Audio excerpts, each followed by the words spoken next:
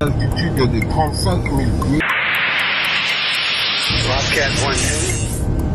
Pour des contrôles, ici les commandants de bord de l'Airbus A380, compagnie Belgique, vol BT 2025.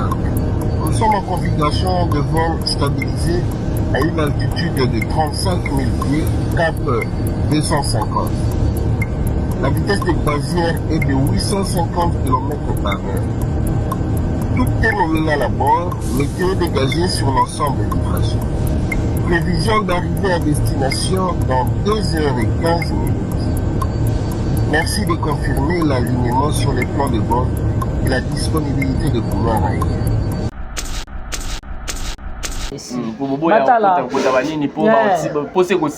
Non, pour ça ici la bateau. Bateau la grande partie Sarah Massala la belle vie.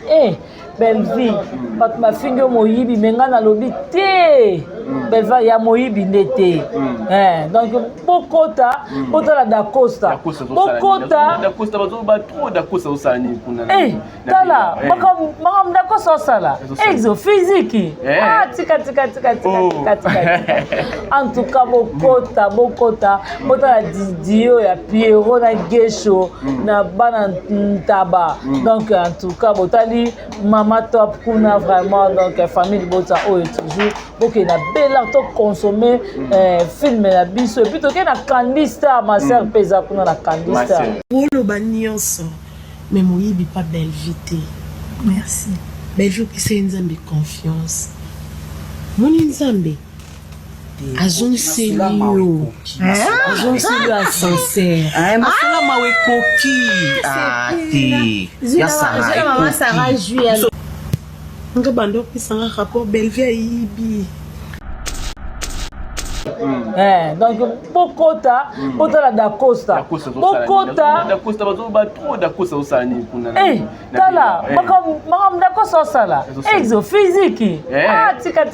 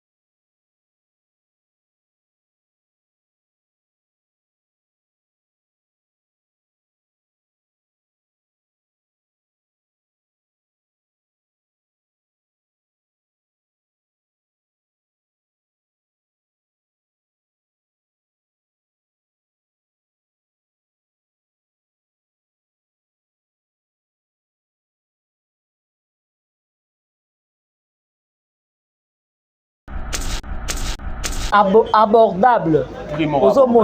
Donc tout ça vraiment va bien la biso été comme on a prix moko abordable. Donc on a un billet à $10 et puis on a un billet à $30 na VIP vraiment donc heureusement pour ça il y a un capé là $10 au mesdames sous des bouteilles pas possible. Na bato ba mela masanga des bouteilles à $10. Au monde na $30 on a déjà 1,5 kg en goulou.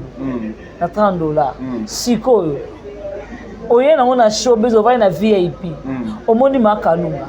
Omoni aide nenga prester. Omoni Gesho ngangi. Omoni Dacosta. Moto na physique. Omoni décor. Kinshasa réveille les esprits. Showbuzz est dorénavant le temple et le carrefour des artistes de grande renommée à l'occasion du 7e anniversaire de Bellevue TV. Bellart Productions organise un spectacle 5 étoiles au Showbuzz de Kinshasa. Le menu est royalement à la hauteur de l'événement. Le one-man show avec plusieurs cadors. Maman Kalunga, Aïda, Marie-Jeanne Bololé, Décor, Maman Moseka et d'autres fauves du circuit. Les femmes batteuses seront au rendez-vous en mode ballet instrumental. Sans oublier les clous du spectacle avec vos célébrités comme Bellevue Kandi, Annie Biasi Biasi, Gesho Ngange, Munkina Dacosta, Marina Laba, Vini Malonda, Patrick et d'autres étoiles. Showbuzz ouvert pour tout le monde ce samedi 29 mars à 17h30 à $10 simplement, $30 pour les places VIP. Passez vos réservations sur 089 020 00 21. Une seule adresse au Showbuzz sur Croisement des Avenues, Colonel Monjiba et Boulevard du 30 juin, en face de la grande concession Utex Africa. À ne manquer sous aucun prétexte.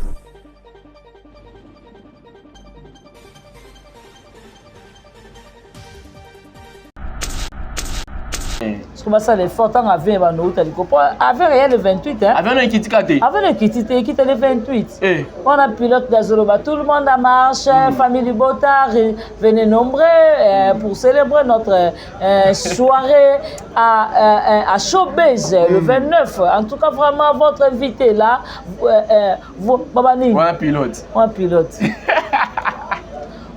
Vos invités là, venez voir, venez nombreux. Et notre hélicoptère, ça va descendre sur la piste. Showbuzz.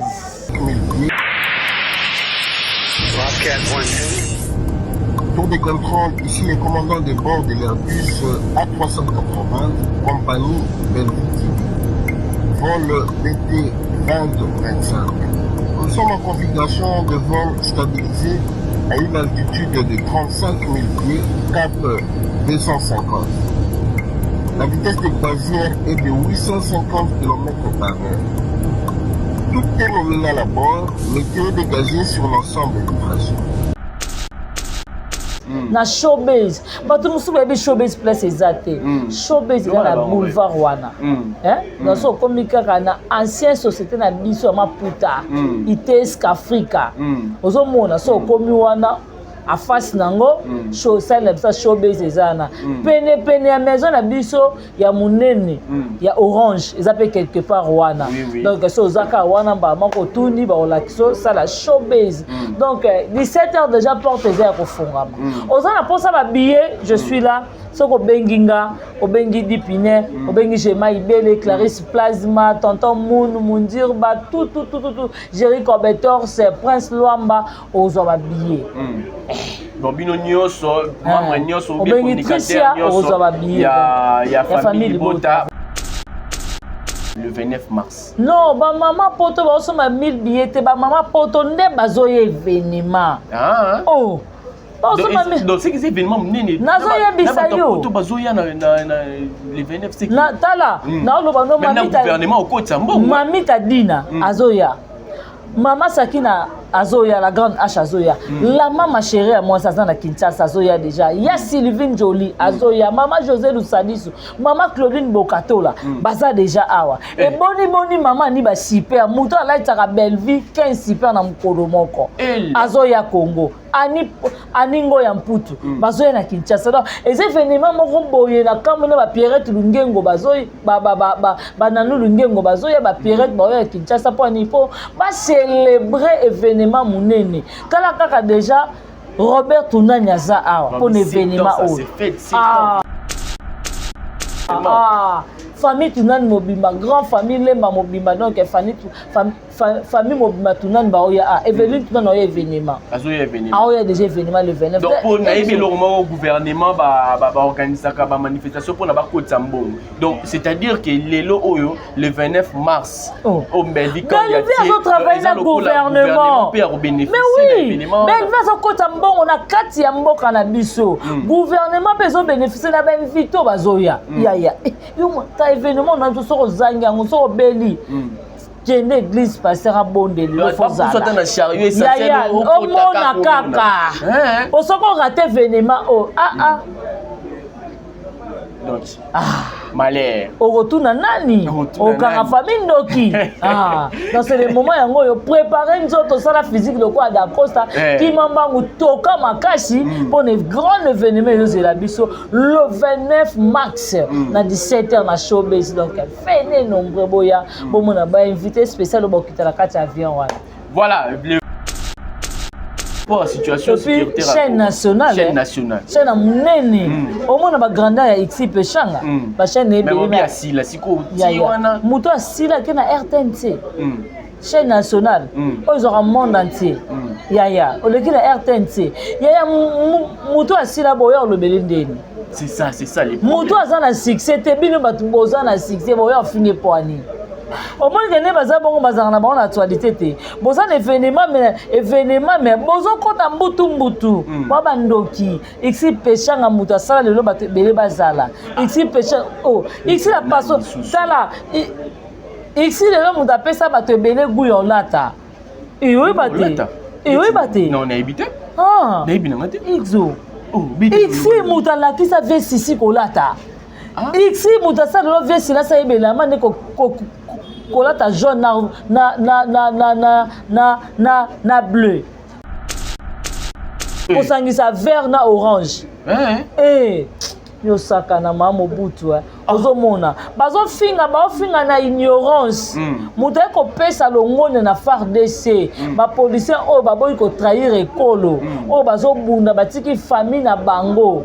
Tomoni ya d'autres FARDC musu ba pesi biso mu Congo mais mususu bazana pona ko bundela ekolo ozomona donc bazawa na yango FARDC ya exo omoni FARDC na nzela akatana lokolo faut soutenir ye ozomona parce que bazo risque makasi pona biso yango moi madame Bellevue a été ko lancer message je suis Goma. Oui, je suis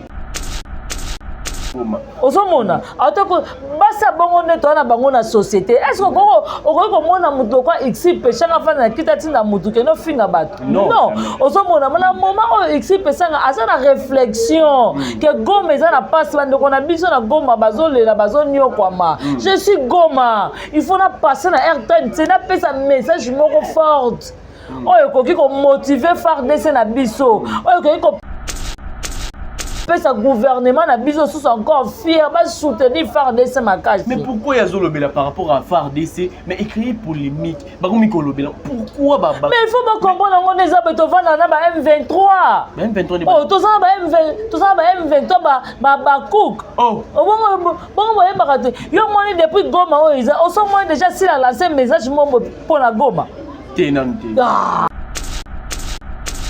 ozomona to moi qui madame Bellevue a lancé message fort pour la Goma à ça na deux reprises ozomona to moi le loso XP Peshanga ye wana kuna à l'équipe na Goma ozomona est-ce que bomoni ya sisi ayete pas vraiment M23 devant na bango mais oui baza M23 baba tumabe muta yeko pesa message kitoko mais bino boyo na TV bo fingi. Mais comment fait-il aille pour la maman internet aille pour la mboka azolo bela FARDC azo pesa bango longonia azolo ba je suis Goma mais il faut créer polémique na internet ta la place toza mais lui comme si on lui baza ba M23 mais baza M23 batu ba liko soutenir mboka te bango eloko o ba moni ke soutien malamu apesa na mboka ba finga ba insulte baya ko finga la vesila si batu yango moi baya ko finga Peshanga yango moi baya ko finga madame Bellevue nanga kutu azala ki président Senya ikomi rebelle c'est que a trahir na bankuna nazo yebisa yo tala nanga ndenga azala ki batie président ya Seni ezwi batante asali nini atrahi mokonzi ya mboka boni mutu nga na botaki na mokili na pesi yo nzela na batizo na kombo ya Sila Bekam pomba chaîne boni okobalukela ngai te yepa komani rebelle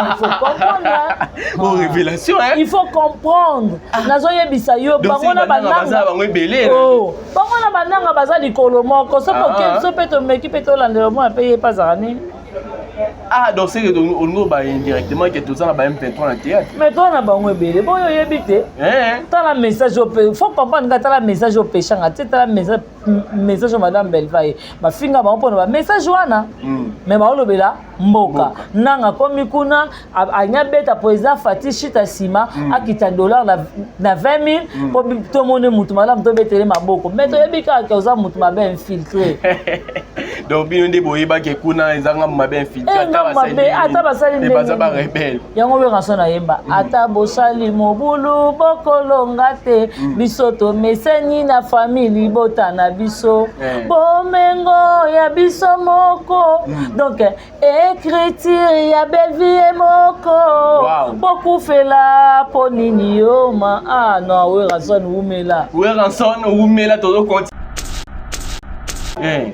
au moins là au moboé ba président Caleb baza ba icône ba valeur tant président Caleb andimi ala ta polo ya actualisation ala tchongo na sentiment te aza ko soutenir mwana ya mukie o ya bimisi babi ye mo président Caleb andimi kaza milliardaire yango elo rezo créer problème yango ba bazo boyo mais bino bozo ndima ngondeni na président Caleb yango ndenge nini ezo mona na misu ye muta sali ba entreprise o budeye yo yebisanga yena nazala nini Yanani Biro les Arabes Yanani wana Biro les a place nini ba ina bio sika biro si sezalaka to mona ya sisi na mboka wa akota combien ozo mona Belva za na restaurant futa taxi na futa Davina sali maison à moi futa ni taxi ba ko contribuer na 500 cha mokonza mboka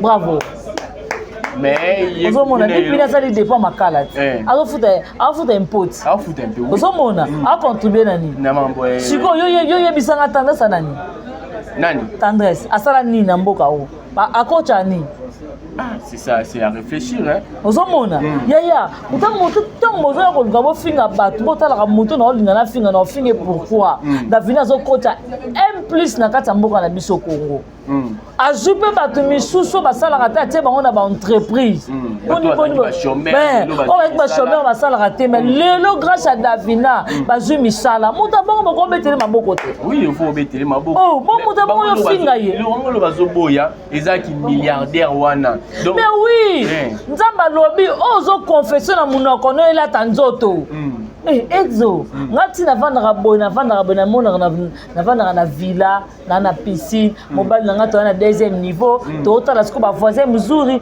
vision na nga yango wana ona yebi nzamba lobi ozo kanisa yango ne ke la tanzoto Davina apa alobaka déjà avant kengane na zabo na rosala boy na ozongisa boy lele lati nzoto pourquoi pas bino pe bokova na boa basoka ba Davina baba na ko confesser ya malamu na vie na bino misi lolo yo ozana eloko moko oza ko réfléchir te yo raisonnement nzaka ke na fona ke luka mwana mobali moko boy na ke luka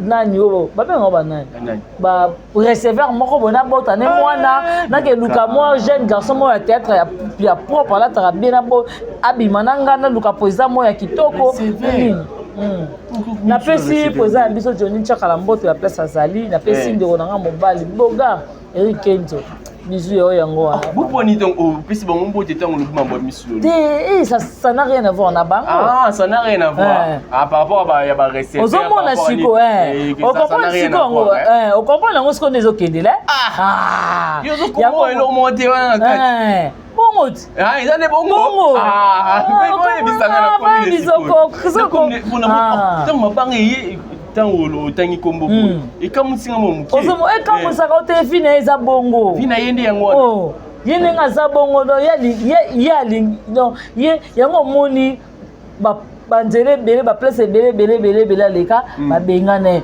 mamu ndondo abengane pour tous les mutu ne ta groupe mamu ndondo monde kanzulamba tika bongo te na ndimi te bianca ya solo wana kosaka te akosaka te nyonso elekbaleka na oyebisa o siko lelo bakoya kofinga président Caleb otombola sudina na tala meilleur couple Caleb Tukebana Zinana babakoki bafinga bango te babakoki bafinga boyoka te so bafingi dine na bimana Caleb kaya bavile Non, ça vilain. Ah, président Caleb. Président Caleb. Non, jamais. Moto qui n'a pas poto, t'as la bain, t'as la teinture. On a plus de tika par Moto qui appelle ça moi iPhone 16. Il y a anniversaire kokisi, brana kokisi 18 azu iPhone 18, iPhone 16. iPhone 16 il y a moins des anniversaires. Après si moi na cadeau, moi na kokisi 18 ans. C'est ça boss, ça pas. Aza muta mukiete yaya. Eza mbonga lupangu na ba commune ba Miss Lolo. Il n'y a pas kinda na batu. Eza problème yaya, eza problème te ata ba lobi age Omar. Eza vrai joie. Ah, j'ai mal vrai. Ah, wana merci. Ozo tuna ala la na Europe. Ala mungaka na Kinshasa. Tondengeni. Voilà ma question. Voilà ma question. Ozo mituna. O boto modèle wana yo mozo vandi mozo mituna yango Wana Sony, t'es Sony. Il Sony. Jamais. Ngana fandi bona bina poza Caleb. Na bina Ajoma.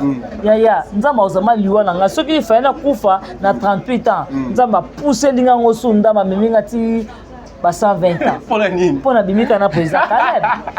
Ono loba na oti. Obe za mibali mso bimina bango su bénédiction. Yango mo dina na tala kitoko e fongo lepe makambo. Yo banani yo bimana mibali yo bazo ba malédiction. Ah. Banani. Yo bimana tata mukolo. Mami wapi bia? Bia to botana ebana. Vraiment ndenge to. Mambo ya koyemba ona tala muto moko na commentaire alobaki bien ko bomaka biso na banzembo. Donc yo zo continuer ka donc banzembo ça on a inspiration na wabi banzembo. Kasi boni dina na bimina génération na ye. Sikota tala dina ndenga za. Yo ko pe dina na agini. Dina na. Ba 35, ba 38. Voilà. Siko soki to zui, yenana leki biloko abato kindobika to pese agini. Ah, te ngam na yambi yo kama mutu na ba question bo. On comprend eso. On comprend. Ya la vie liya génération na yo. Yango wana. Ozomona, soko le tu as un pas d'erreur, un pas d'adam, tu vas mourir, tu vas chercher balbaranini, tu vas les rides ils sont mbang. Bon sortir. Beaucoup. Ozomona, et que ya mbang parce que tu n'as pas sorti avec les enfants de ton année. Tu as sorti avec les papas mobimba. Magali motema ngana kotenga yo papa mokonzi ye zonga e Magali na maboko polele na kotela yo mam wana nzibokala no yebisa yo yango mo papa na biso o bembaka tuna kananu ni boso ya kosala likambo mwano yo bangaka nde makambo yo so il faut comprendre ngo mama wana génération na mususu ekuma na ye toko ningana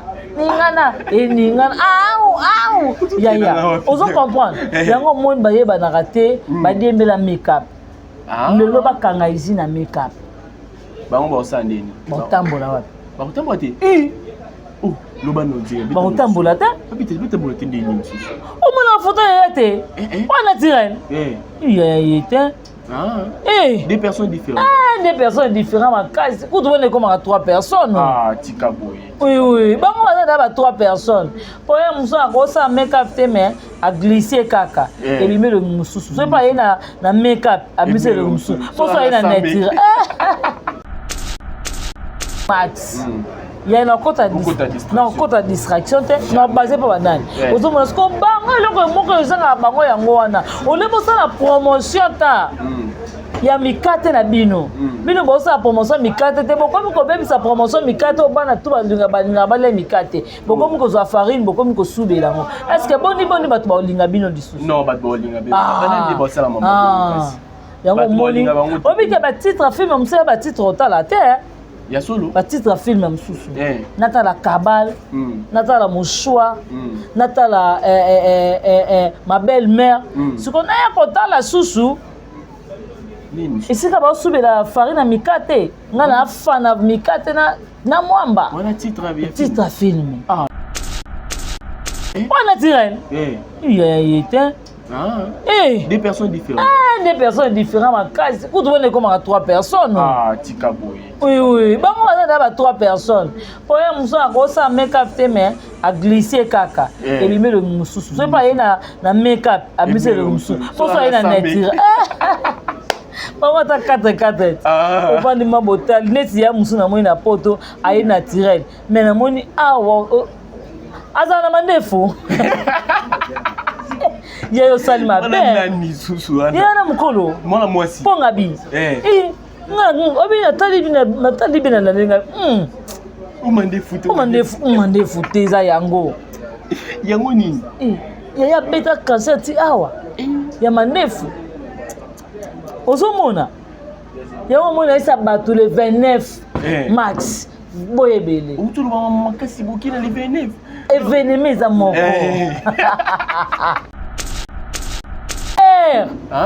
Yango mone sala kieto tala poeza kala suka bongo boni mukolo madame Belvia kolata polo wana wana fin du monde. Mais bon mo kene mabe yebaka wana lati ekoza la fin du monde. Siko soki madame Belvia lati siko. Yesa boy mokili. C'est que to kufika moko. Na ba kama solo. Mukolo kolata moto kufi fin du monde. Po bango balinga makama malamu te.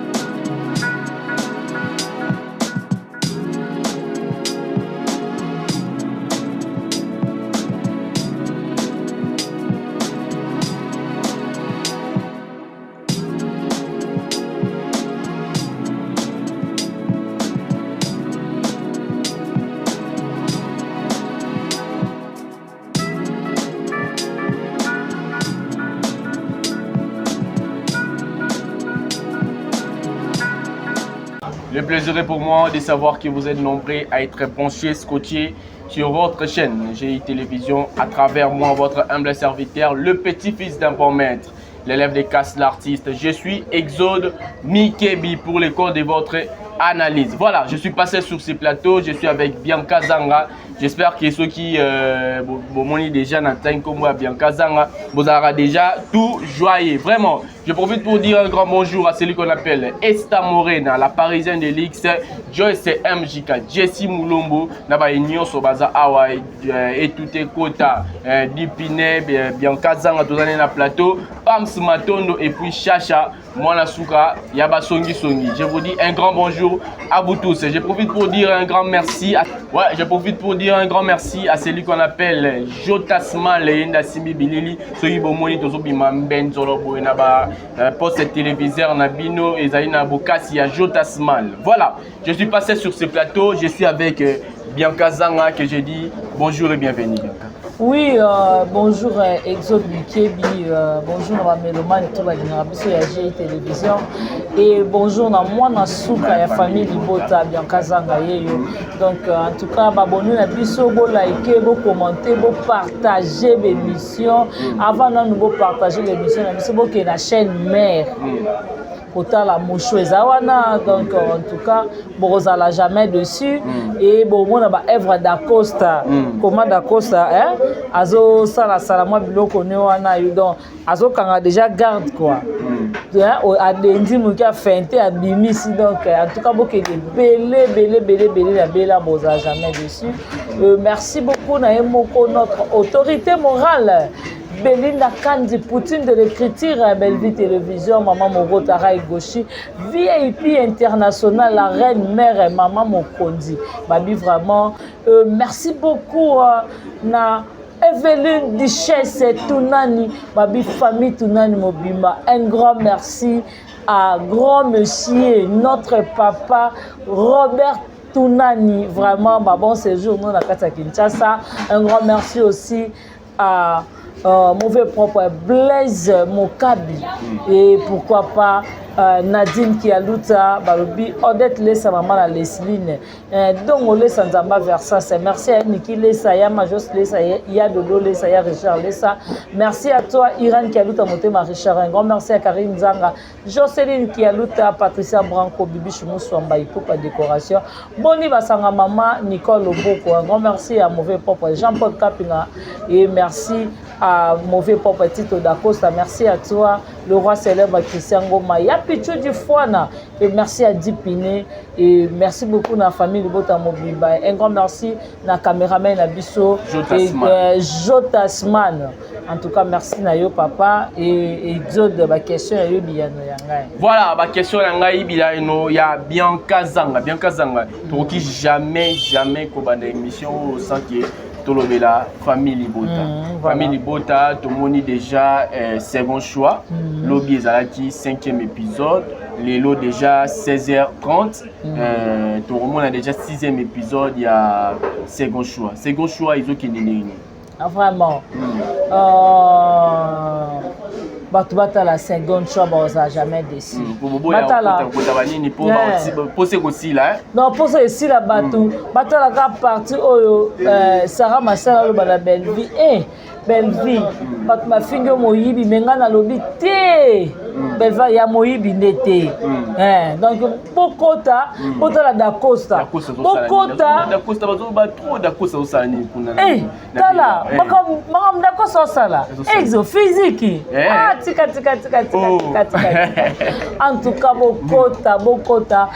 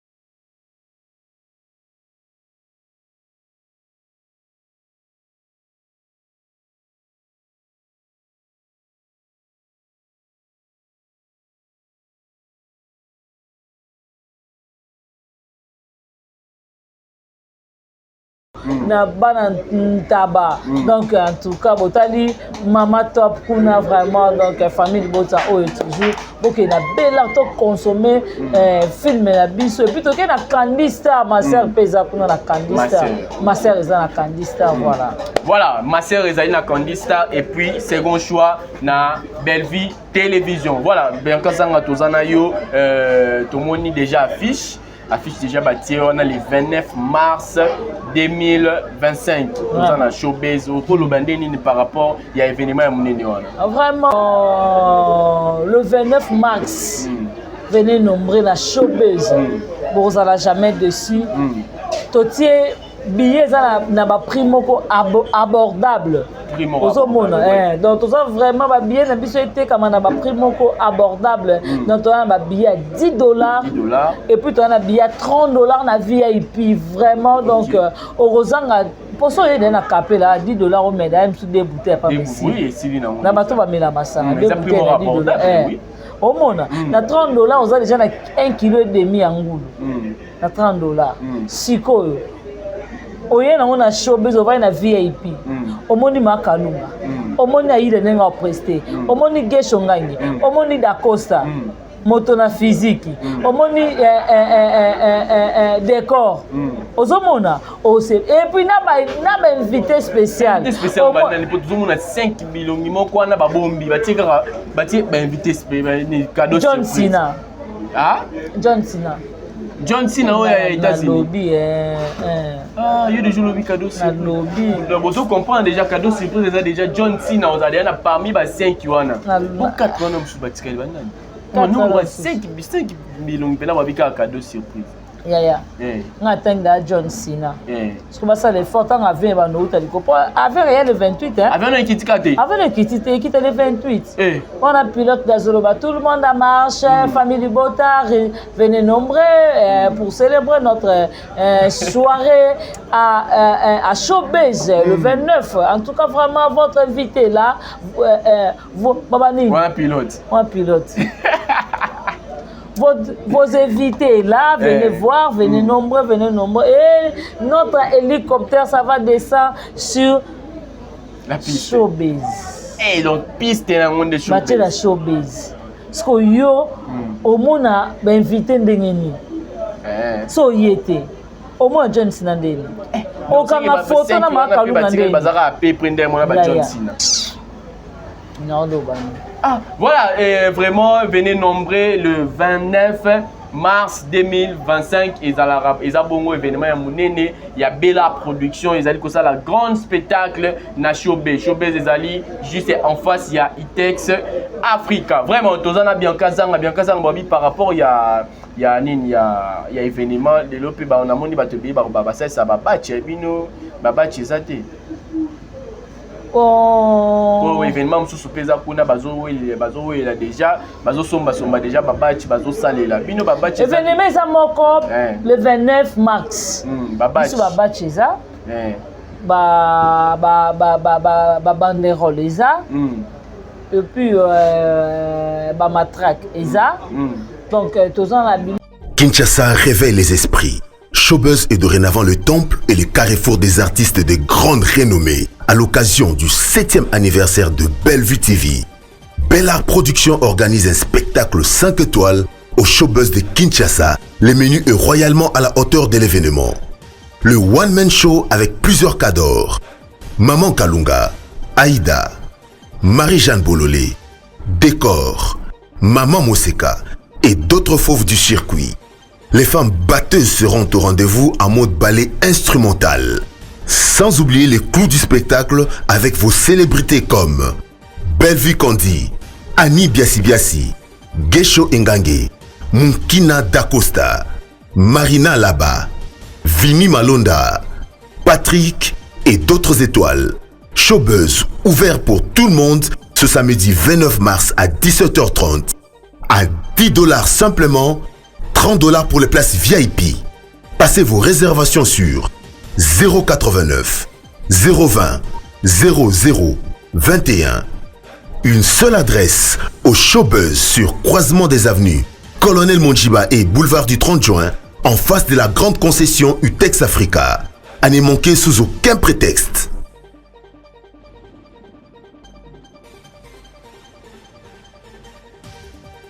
Que tu as déjà bonheur, non ça déjà promotion il y a événement na biso il y a produit na ngai na ko ya te kena lo ba nini o soirée ça comme moko le 29 mars na Showbiz batu musu ba Showbiz place ezate Showbiz na boulevard wana dans so komika na ancienne société na biso Maputa Itex Africa ozomona so komi wana a face nango show ça Showbiz ezana pene ya maison na biso ya munene ya orange ezapé quelque part wana donc so zaka wana ba mako tuni ba olakiso ça la Showbiz donc 17h déjà porte ya kofungama ozana pour ça ba billet je suis là soko benginga obengi Dipine obengi Jema Ibele Clarisse Plasma tonton Moon Mundirba tout Jerry Corbetor c'est Prince Luamba ozo ba billet Bobino nyonso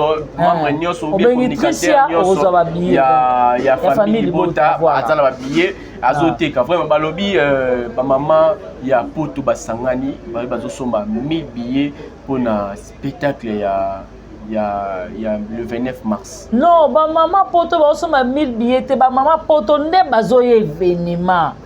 Oh. Donc c'est que ces événements nene nazo yebisa yo to bazoya na le 29 c'est na tala na lo bano mamita gouvernement au côté mbongo mamita dina azoya Maman Sakina Azoya, la grande H Azoya. La maman chérie à moi, ça na Kinshasa Azoya déjà. Il y a Sylvine Jolie Azoya, maman José Lusadisu, maman Claudine Bokatola, baza déjà awa. Et boni maman ni ba super, muto ala itaka Belleville 15 super na mukolo moko. Azoya Congo. Aningo ya mputu bazoya na Kinshasa. Donc les événements moko boye na kamona ba Pierrette Lungengo bazoya ba nanu Lungengo bazoya ba Pierrette boye na Kinshasa pour nipo ba célébrer événement munene. Kala kaka déjà Robert Tunani aza awa pour événement ça c'est fait, c'est vraiment. Famille Tunani Mobimba, grande famille Lemba Mobimba, donc famille Mobimba Tunani Baoya, Eveline Tunani Oya événement. Azoya événement. Ah, il y a déjà événement le 29. Donc pour naïbe le gouvernement va organiser une manifestation pour la côte Zambon. Donc c'est-à-dire que le 29 mars au Belgique quand il y a travailler dans le gouvernement. Mais oui. Mais va côte Zambon on a 4 yambo canabiso. Gouvernement besoin bénéficier na ben vito bazoya. Ya. Yo événement on a tout sur Zanga, on sur Beli. J'ai une église passer à Bondé. Il faut ça dans la chariot essentiel au kaka. Au second raté événement donc malheur au retour na nani au kanga famille ndoki dans ce moment yango yo préparer nzoto sala physique de quoi d'Acosta qui mambangu toka makasi pour un grand événement de la biso le 29 mars na 17h na showbiz. Donc venez nombreux boya bomona ba invité spécial au bokita la kati avion wana. Voilà, le 29 mars, venez nombreux déjà, invité Bakozala. Le 29 mars, Bissonio Sotokutana, na showbiz déjà à partir il y a 17h. Bien que Zanga, les lots, Monaka, Bakukebele, Bazolo Baké, Madame Irsile Pechanga, Asila, Léo Balobara Sila, Zalasuna Sixete, Ademera Sixé, mais les lots, Irsile Pechanga, na RTNC. Azo lobela par rapport au gouvernement azo pesa balongo nya nyoso na ba FARDC et créer le sousuma eloko babani suskoloba ozo mona mondenge nini par rapport à mutaleki na RTNC azo loba par rapport à situation sécuritaire chaîne nationale chaîne munene au mona ba grandeur ya XP Pechanga ba chaîne ebele ya sila siko tiwana muto asila ke na RTNC chaîne nationale ils auront monde entier yaya oleki na RTNC yaya muto asila boya le belendeni c'est ça les muto azana succès te bino batu bozana succès boya fini poani au moins que ne baza bongo bazana na bonne actualité te bozana événement mais bozo kota mbutu wa bandoki ixi Pechanga muto asala lelo batu bele bazala ixi Pechanga ixi la paso sala ici le monde appelle ça bato ebele guyolata oui bate non on a habité na ibina ngate exo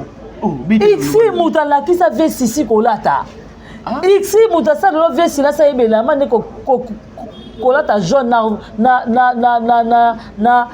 na bleu kosangisa vert na orange yo saka na mama Mobutu ozomona bazofinga na ignorance mutu ko pesa longone na FARDC ba policier o baboyi ko trahir ekolo o bazobunda batiki famille na bango tomoni ya d'autres FARDC musu ba pesi biso mu Congo mais mususu bazana pona ko bundela ekolo ozomona ozomona donc bazawa na yango FARDC ya exoso omoni FARDC na nzela akatana lokolo faut soutenir ye ozomona parce que bazo risque makasi pona biso yango moi madame Belleville a été lancer message je suis Goma je suis Goma ozomona a été basa bongo neto na bango na société est-ce que ko mona mutu kwa XP Pechanga fa na kitati na mutu ke no finga bato non ozomona na moment o XP Pechanga asa na réflexion que Goma eza na bandeko na biso na Goma bazolela bazonyokwama je suis Goma il faut na passer na RTNC na pesa message moko forte oyo koki ko motiver FARDC na biso oyo koki ko pesa gouvernement na biso sous encore fier ba soutenir FARDC makasi. Mais pourquoi yazolobela par rapport à FARDC mais écrit polémique bakomi kolobela pourquoi mais il faut pas comprendre ngo neza beto vana na ba M23 oh tozana ba M23 ba cook bongo yeba te yo moni depuis Goma o iza o so moi déjà si la lancer message mombo pour la Goma tenante ozomona tomaki Madame Belleville a lancé message fort pour la Goma à ça on a 2 reprises. Ozomona tomoni lelo so Xi Pechanga ye wana kuna à l'équipe na Goma. Ozomona est-ce que bomoni ya sisi ayete pas vraiment M23 tovana bango ya bango. Mais oui baza M23 baba tumabe. Oh muta yeko pesa message kitoko babino boyo na TV bo fingi. Ah, mais il est comme ça. Comment fait-il aïe pour la maman internet, aïe pour la mboka. Azolo bela phare DC, azo pesa bango longonia, azolo ba je suis Goma. Mais il faut créer polémique na internet. T'as la place toza. Mais lui comme si on lui baza ba M23. Mais baza ba M23 batu ko soutenir mboka te. Bango loko o ba moni ke soutien malambo pesa na mboka, ba finga, ba insulte. Baya ko finga la vesila si batu yango mo ba ko finga Pechanga yango mo ba ko finga Madame Belleville nanga kutu azala ki président Senya ikomi rebelle c'est que calamité trahir na ba kuna nazo yebisa yo tala nanga ndenga azala ki batie président ya Seni et si batante asali nini atrahi mokonza mboka e boni muto nga na bota kina mokili na pesi yo nzela na batizo na kombo ya Sila Bekam pomba chaîne boni okobalukela ngai il pas comment ni rebelle il faut comprendre bon révélation il faut comprendre nazo yebisa yo bango na bananga bango ebele bango na bananga baza likolo moko so peto meki peto landelo mo paye pas zarani. Ah, donc c'est que on va indirectement que tout ça là M23 dans le théâtre. Mais toi na bango ebele bon yo yebite t'as la message au faut comprendre que t'as la message au Pechanga tu t'as la message au Madame Belleville ba finga ba mpona ba message wana mais ba olobela mboka nanga komi kuna anya beta président Fatih Chita Sima akita dollar na 20 000 pour tout monde mutu malamu to betele maboko mais to yebika ka oza mutu mabe infiltré. Donc bien de boyeba ke kuna ezanga mabe infiltré ata basali rebelle yango we rançon yemba ata bosali mobulu bokolonga te biso to meseni na famille bota na biso bomengo ya biso moko donc écriture ya Belleville moko bokufela ponini yoma non we rançon umela to continuer na Bianca Zanga makambu ezo yango ya makambu ezo continuer likambu ya polarisation oyo likambu ya polarisation ezo swabatu lelo sustomoni ba omi ko s'acharner par rapport à président Caleb alati polo à polarisation yo mokozo mona te kezo créer moi biloko côté qu'on a déjà dit nana ezala ki mystique lelo sous président Caleb yaya au moins lo mo boye ba président Caleb baza ba icône ba valeur tant président Caleb andimi ala ta polo ya apologisation ala tshongo na sentiment te aza ko soutenir mwana ya muki o ya bimisi ba biye mo président Caleb andimi kaza milliardaire yango elo rezo créer problème yango ba bazo boyo mais bino bozo ndima ngondeni na président Caleb ba yango ndenge nini ezo mona na misu ya muta sali ba entreprise o budeye yo yebisanga yana nazana nini Yanani biro les arawapi Yanani wana biro les a place nini ba ina bio sika biro ya sisi ezalaka to mona ya sisi na mboka wa akotaka combien ozo mona Belleville za na restaurant futa taxi na futa Davina sali maison ma ya futa ni taxi ba contribuer na 500 mokonza mboka bravo.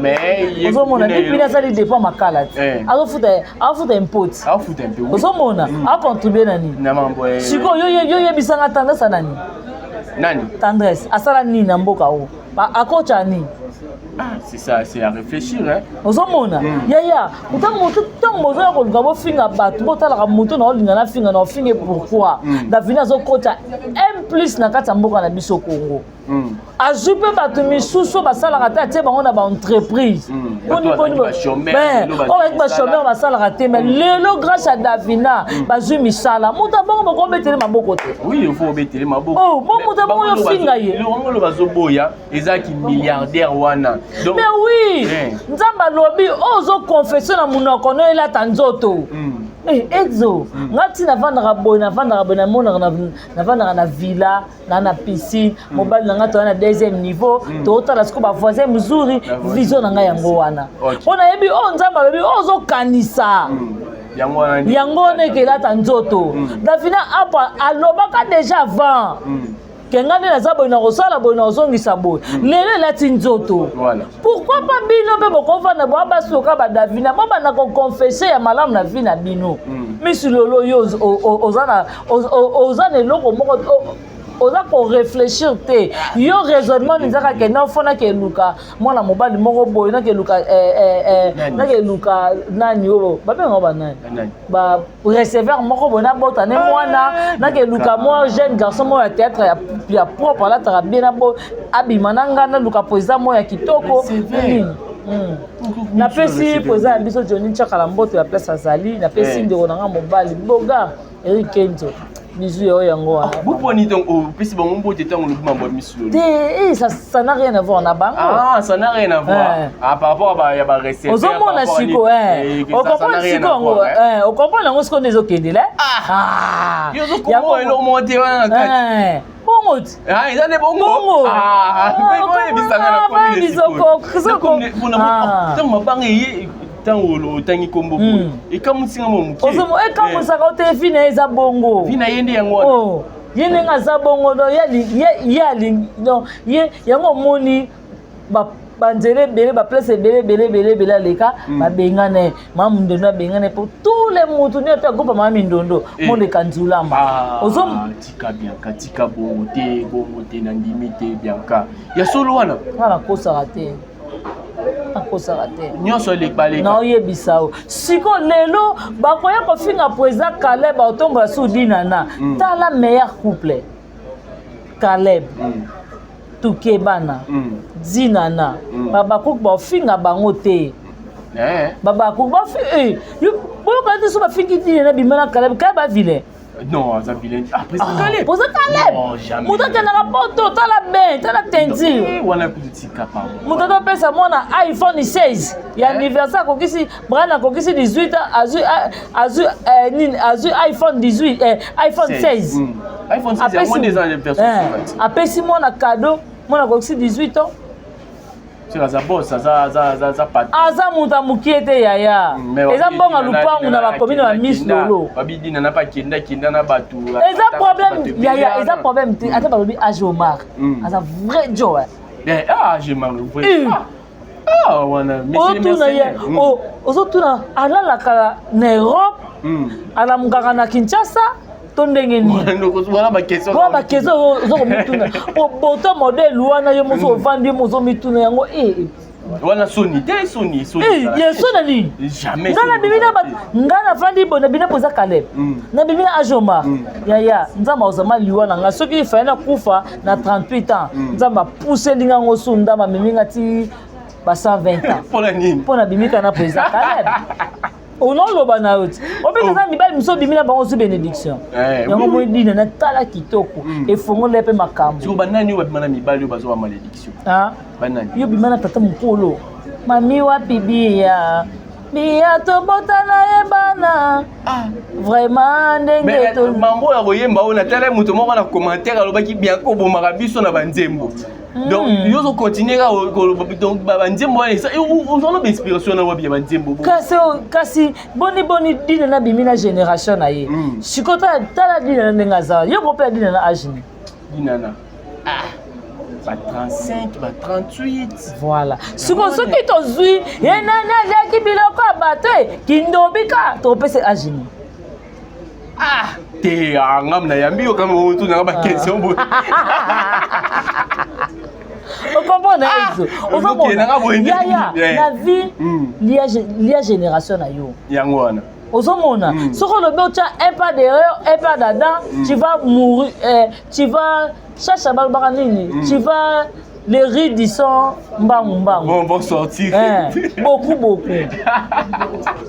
ozomona et que ya mbangu parce que tu n'as pas sorti avec les enfants de ton année. Tu as sorti avec les papas Mobimba. Magali Motema, ngana kotenga yo papa mokonzi ye zonga e magali na maboko polele na kozela yo mam oh na yebisa yo yango moi papa na biso o bembaka tunaka nanu ni boso ya kosala likambo mwana yo bangaka nde makambo yo so il faut comprendre yango mama wana génération na mususu ekuma na ye au toko ningana au ya ozo comprendre yango monde bayeba na raté badembela make-up lelo bakanga izi na make-up bango ba ndeni batambola wapi batambola te oh loba no dire batambola te batambola te ndeni mususu omona photo ya te voilà, donc on continue toujours na Bianca Zanga mwana suka ya famille Libota. Bianca Zanga to iboza mwana suka famille Libota, mwana suka boza vraiment ba caprice na bino moko boye. Lelo boye tozo mona likambo ya des mères nyangi ça fait parler hein. Des mères nyangi lelo ba audio ebimi na internet. Non ba audio te. Bani. Des mères nyanga ça qui analyse.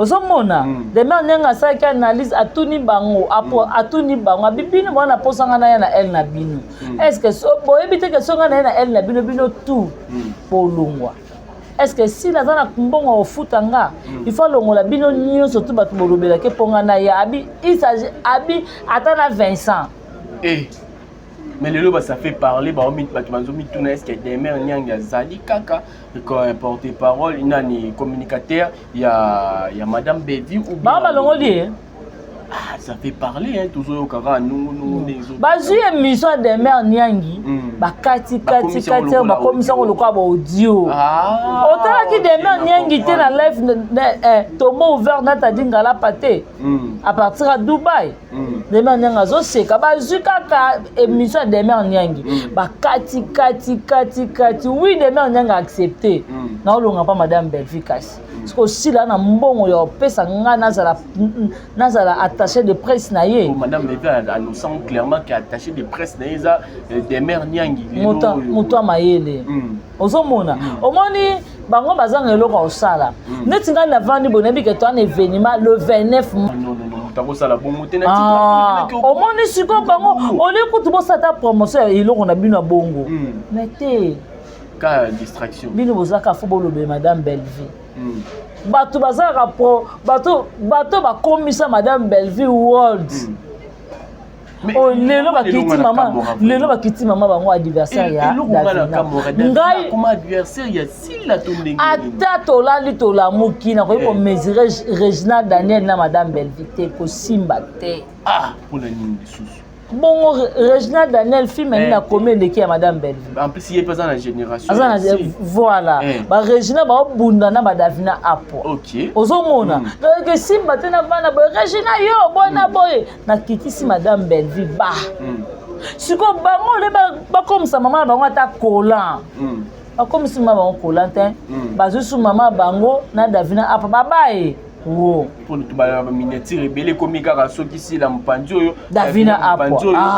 yango moni mida abisi bango botika kotiaka mwana wana na miniature na Viesilas mais ba comprendre ngo retard ba ko yoka ndenge nini Davina apo moto na succès donc ba comme égal égal par rapport à maman na loba na bon otanga na fête à popine te ne ba katara Davina yaka ye telema atelemi e bana okede Yewana Miss Davina Apwa anniversaire ya Sila Bisago donc c'est que le loto loba Belvi Kandi azali kolo na senaye olege ekita Sila bati maman ko si ba sangisi Sila na Davina te Belvi dinana peshanga Davina Apwa ya sisi bien katika na ndugu utina sibo makasi non loba na yo boni taba commencer la comparaison na bilambo Davina lataka na bilamba ya nani ya Davina yaki na mabuka lupango tomoni vesi sa ina ndakuti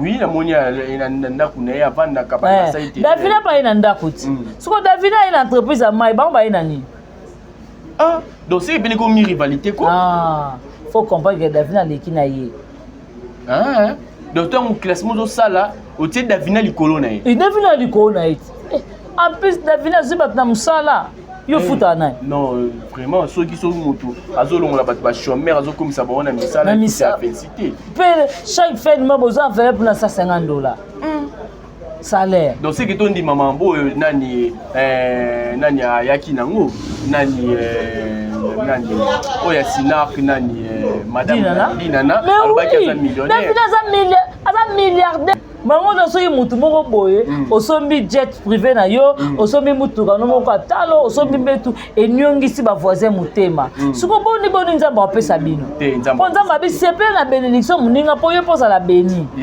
yango moni yaya akomaka makoso menkoso azobongaka te po nini keto eleki mingi tala Bellevue tokotie la génération ni tokotie mwana 12 ans soki abuka ni rôle to opesa Bellevue ya uniforme mwana 12 ans osala obuka na mwana 12 ans makasi opesi ye moto apasa okita na pasi makasi mais ye siko fo botalela ke yango moni Demer Nyanga atie na défi alobi oui, andimi akoya porte-parole ya vie silence. Mais il y a une certaine condition. Atika ko jouer moi si à Pierrot Ndombasi, atika ko jouer moi si à Douche Kapanga, atika ko jouer moi si à Bater wana jena ya Senaye. A jouer na ba papa Alain. Aza moi sa papa Alain, aza moi sa papa Basasi, aza moi si ya papa Nchakala, aza moi si il y a Papa Masumu, au moins une place à Johnny Chankalana. Non, il y a mis ça. Voilà, merci beaucoup. Ouais, bah, on appelle la rivalité la Miss Lolo, hein. Rivalité Miss Lolo Sundeni. Pourquoi une rivalité? Il y a le bien pour jouer sur quoi comme une rivalité. Ouais, la partie où on a Johnny Chakala. Alingate, hein. Nani? Yaya. Yaya Nani? Et wapi bien kozo mozo ba mukler te boy ndenge nini yo moko lobi ke tango jouer na Johnny Chakala ba ko na rivalité na Miss Lolo tu ko pour ni lobi bon o mona te yaya na muso mukolo wana alinga bengane te ali abengane ndeni baza déjà boy sko moya bengana yaya na muso ya te po mokili e condamné aux amabe yanga sala rassembla yaya bongo wasala rassemble makasi ko asala rassemble ya kozala gentil na yaya na mukolo po mona ke soka bengani yaya na mukolo mokili e condamné babaka te oza mabe vraiment yango mona fanda kana yaya wana andima pe baza kana mwana na ba mibale bo bien ka ya solo oui voilà bien que comme na biso na suka ya émission na biso ya mukona lelo j'espère que bato ba internaute bazala ke belé ya kolanda biso un dernier mot et puis ba dédicace vraiment donc bato ba retenir que tous un événement ils moko le 29 mars venez nombreux le 29 mars, moi, on a botamment le 30 mars. Donc, si vous profitez, on va. Naza mamanga ta mopa mo konja beta le 29 on a beta na stade wana na butu na 0h wata on aussi sa concert na bota. Donc ningeza bongo boya événement za moko le 29 mars. Ce qui est aussi na showbiz pour qu'il était na ozabino en charge pour continue. Continue. Voilà, donc en tout cas, bon, il y a belé na showbiz na le 30 mars et le 29 mars plutôt. Événement à mon corps, je suis dans showbiz pour comprendre qui est Poutine, qui est Bellevue Télévision, qui est écriture à Moussouni. Donc, bon, vous voyez, valeur ni. Yango mona ba Bellevue na ba leki ba modèle na écriture ba leki ba nan ba leki nan ya lule na tout ça ya le komani le komabilo kaminene na Congo vraiment bien so tango ba komana ya modèle ba komana ya lule Bellevue ba komana na major ba bengisa ba déjà ayo tourner monique bazana ba ka ndenge moko pour le mobile ba leki ba pour Bellevue so komata ba film Bellevue koma. En tout cas, bon, ça va écrire la bino parce que pour monter l'équipe, il y a la bino sur le Congo. Et ça, Belinda Kandi. Et merci beaucoup à la maman chérie. Merci à Sylvine Jolie. Merci à maman Claudine Bokatola. Un grand merci à maman Ewin. Merci à maman Aniba Super. Maman Ningo Yamputu. Merci à Pierrette Nanou Lungengo. Un grand merci à Dipine. Merci à la présence à Pamela Chacha. Et pourquoi pas Malobi Evelyn. Duchesse Tunani, babi famille Tunani Mobimba, ba bon séjour na Robert Tunani, babi vraiment ça awa et toujours préparé kaka. Vraiment, ils ont bien, vraiment, merci. Na yondenge au raisonninga, pardon, na bossa te, merci na mauvais papa Tito da Costa, merci beaucoup na mauvais papa Jean-Paul Kapinga et Boni, Masangwa le roi célèbre, Yapichu du fond na mignon noble, Jana Banaka ya motema Rodrigue Bangala, Jenny le Macquarium et Kilo à Congo du fois belle, merci na moko. Merci beaucoup, Bianca Zanga. Là, ça, comme déjà Nasuka, il y a émission Nabiso, il y a mon Lelo. Je tiens à vous dire merci beaucoup pour la Nabiso du début à la fin. C'était moi, votre humble serviteur, le petit-fils d'un bon maître. D'ailleurs, dédicace l'artiste, je suis Exode Mikebi. Big dédicace Nabiso Yasuka et qui est pas ya Jemima Ibele. Gros bébé. La presse. Allez, au revoir, bye bye.